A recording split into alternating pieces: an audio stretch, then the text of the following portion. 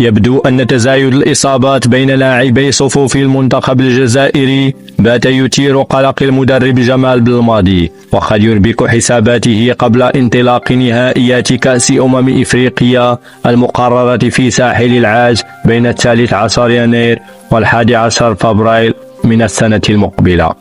وخلال الشهر الماضي أصيب مدافع فياريال الإسباني عيسى مندي في مباراة الجزائر ضد موزمبيق ضمن الجولة الثانية من تصفيات إفريقيا المؤهلة لمونديال 2026.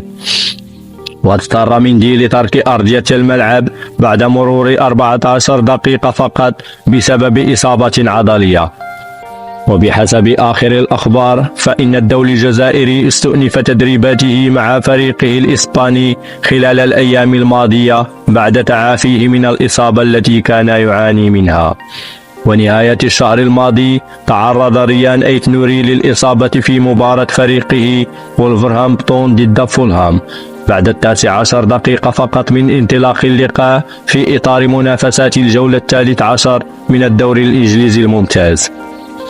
وأشارت تقارير إعلامية إلى أن إصابة أيت نوري هي التواء أسفل الكاحل الأيسر، مما يجعل اللاعب يغيب عن الملاعب لنحو 4 أسابيع، مما يعني أن عام 2023 انتهى بالنسبة له.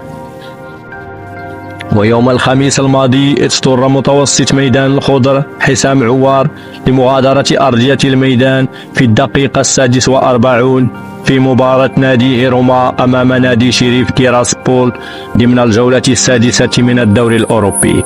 وقال المدرب البرتغالي جوزي مورينيو عقب نهاية المباراة إن عوار يشكو من إصابة عضلية وسيغيب عن المباراة المقبلة أمام نادي بولونيا في الدوري الإيطالي. وكشفت صحيفة لا غازيتا ديلو سبور الإيطالية السبت أن إصابة عوار كانت على مستوى العضلة الخلفية لفخذه الأيسر، حيث إنه شعر بآلام شديدة منعته من إكمال المواجهة التي انهزم خلالها فريقه بنتيجة 2-0. وقالت الصحيفة إن المؤشرات الأولى توحي بأن عودة اللاعب إلى فريقه وشفائه من الإصابة ستكون بعد نهاية فترة التوقف الدولي الخاصة بمباريات المنتخبات.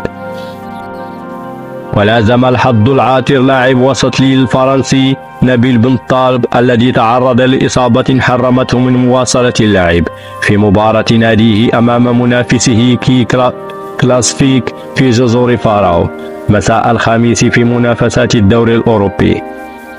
ولم يعلن نادي ليل مدى خطورة إصابة بن طالب وفترة غيابه عن المنافسة الرسمية.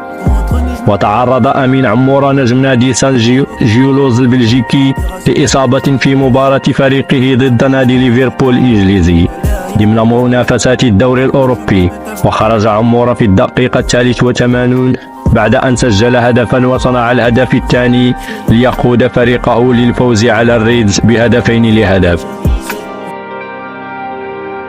وتضاف هذه الإصابات إلى سلسلة سابقة من الإصابات طالت إسلام سليماني هداف المنتخب الذي سيكتفي بالتحضيرات التي سيقوم بها مع المنتخب الوطني قبل إفريقيا بعد نهاية الموسم في البرازيل، إضافة إلى نجم ميلان الإيطالي إسماعيل بن ناصر العائد مؤخرا إلى المنافسة بعد غياب دام حوالي 7 أشهر.